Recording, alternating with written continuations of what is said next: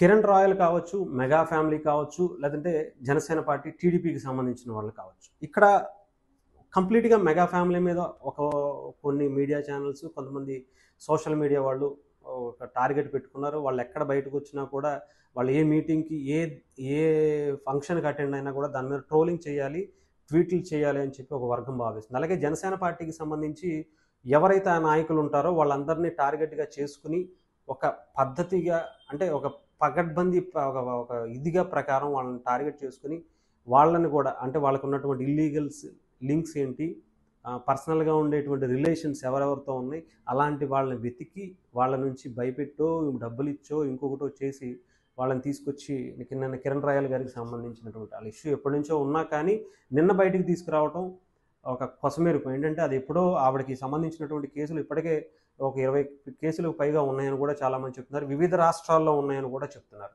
Check బౌన్సుల కేసులు కావచ్చు, cheating కేసులు కావచ్చు, ఆన్లైన్ చీటింగ్ల కేసులు కావచ్చు, ఇవన్నీ కూడా. అయితే కిరణ్ రాయల్ గారి మీద అప్పుడో ఎప్పటి నుంచో వదిలేసినటువంటి దాన్ని మళ్ళీ ఎందుకు తీసుకొచ్చారు అంటే వెతికి ఎవరు దొరుకుతారు. నిన్న ఆయన గొంతు చాలా బలంగా వినిపిస్తూ ఉంటారు. ఆ గొంతు బలాన్ని నొక్కితేనే వైఎస్ఆర్సీపీకి ఎలాంటి చెడ్డ పేరు రాకుండా ఉంటుంది. ఆయన మొన్న 2.0 అని చెప్పేసి ఆయన ఒక పోస్టర్ చేసి చిట్టిరెడ్డి అని చెప్పి పెట్టడం, అది కూడా చాలా వైరల్ అవ్వటం, అది కొంత వైసీపీకి డ్యామేజ్ అవ్వటం, ఇవన్నీ కూడా చాలా ఫాస్ట్గా జరిగింది.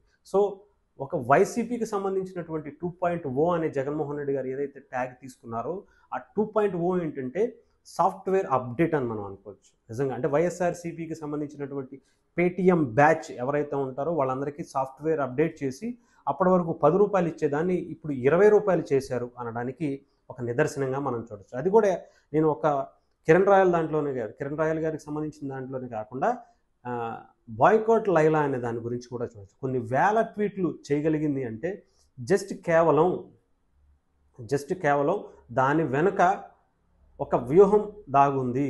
వాళ్ళకి పేటీఎం బ్యాచ్ ఉంది. అంటే చిరంజీవి గారి ఫ్యామిలీని కానీ, మెగా ఫ్యామిలీని కానీ, టీడీపీని కానీ, అటు పవన్ కళ్యాణ్ గారికి సంబంధించినటువంటి అందరినీ కూడా టార్గెట్, ఎవరైనా పిలిచినా, ఎవరైనా ఏదన్నా మాట్లాడినా, ఈ పార్టీలకు సంబంధించి జరిగినా కూడా వెంటనే వీళ్ళ ట్వీట్లతో భయపెట్టేసి, అమ్మో ఎక్కడ సినిమా ఇదైపోద్దో అని. వీళ్ళ వల్ల ఏమీ ఉండదు. నిజంగా చెప్పాలంటే వాళ్ళు ఏమీ పీకలేరని కూడా అనుకోవచ్చు. అంటే అంత పీకే వాళ్ళే అయితే కనుక యాత్ర సినిమాని సూపర్ హిట్ చేసుకోవచ్చు కదా. అదేంటి రాజీవి చేసినటువంటి వ్యూహాలు ఇంకొకటి సినిమాలు తీశారు, అయ్యే సినిమాలు హిట్లు చేసుకోవచ్చు కదా. వాటికి కూడా డబ్బులు ఏ ఫైబర్ నెట్ నుంచో ఇంకొకటో ఇవ్వాల్సిన కర్మ వాళ్ళకి ఏం వచ్చింది అంటే ఇక్కడ వాళ్ళకి అంత సత్తా లేదు. ఒక్కొక్కళ్ళు ఒక 100-200 ట్వీట్లు పెట్టుకుంటారు, దానికి సంబంధించినటువంటి డబ్బులు వాళ్ళకి ఇంట్లోకి వచ్చి చేరుతూ ఉంటాయి. అంతకు మించి వీళ్ళు ఏం చేయలేరు. అంటే ఇంతకుముందు 100 మంది పనిచేస్తే ఇప్పుడు 200 మంది పనిచేస్తున్నారు జగన్మోహన్ రెడ్డి గారి దగ్గర. వాళ్ళని యాక్టివ్ చేశారు.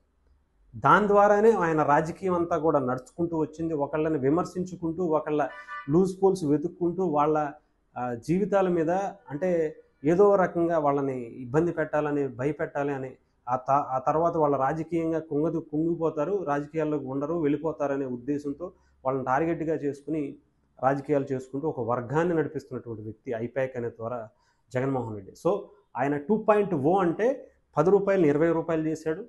అలాగే 100 మందిని 200 మందిని చేశాడు. వాళ్ళందరినీ యాక్టివ్ చేసి విరుచుకుపడండి. ఎవరైతే వైఎస్ఆర్సీపీకి అడ్డుగా వస్తున్నటువంటి కిరణ్ రాయల్ కావచ్చు, లేదంటే యాక్టర్ పృథ్వీ గారు లాంటి వ్యక్తి కావచ్చు, అక్కడెక్కడ ఆయన గొర్రెలని అన్నారు కానీ 150 గొర్రెలను లేదంటే 11 గొర్రెలు అన్నారు కానీ మరి గొర్రెలు అంటే వీళ్ళు ఎలా తీసుకున్నారనేది ఎవరికి అర్థం కాలేదు. ఇక్కడ వాళ్ళు నిజంగా చేయగలిగే ఉంటే వాళ్ళు నిజంగానే యాత్ర లాంటి సినిమాలు, ఇంకొక లాంటి సినిమాలు చాలా భారీ హిట్లు చేసుకునేవాళ్ళు కదా.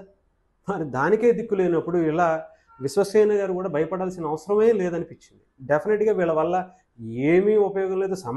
సమాజానికే ఉపయోగం లేదు. వాళ్ళ కుటుంబాలకి తప్ప వాళ్ళ కుటుంబంలో ఉన్నటువంటి వ్యక్తులు కూడా ఆయన ఏమీ చేయలేకపోయాడు. మనకి విశ్వసేన గారు కూడా భయపడాల్సిన అవసరమే లేదనిపించింది. డెఫినెట్గా వీళ్ళ వల్ల ఏమీ ఉపయోగం లేదు, సమాజానికే ఉపయోగం లేదు, వాళ్ళ కుటుంబాలకి తప్ప వాళ్ళ కుటుంబంలో ఉన్నటువంటి వ్యక్తులు కూడా ఆయన ఏమీ చేయలేకపోయాడు మనకి జగన్మోహన్ రెడ్డి. సో ఆయన 2.0 అంటే ₹10 ₹20 చేశాడు.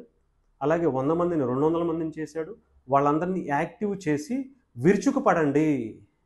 ఎవరైతే వైఎస్ఆర్సీపీకి అడ్డుగా వస్తున్నటువంటి కిరణ్ రాయల్ కావచ్చు, లేదంటే యాక్టర్ పృథ్వీ గారు లాంటి వ్యక్తి కావచ్చు, అక్కడెక్కడ ఆయన గొర్రెలని అన్నారు కానీ 150 గొర్రెలను లేదంటే 11 గొర్రెలు అన్నారు కానీ మరి గొర్రెలు అంటే వీళ్ళు ఎలా తీసుకున్నారనేది ఎవరికి అర్థం కాలేదు.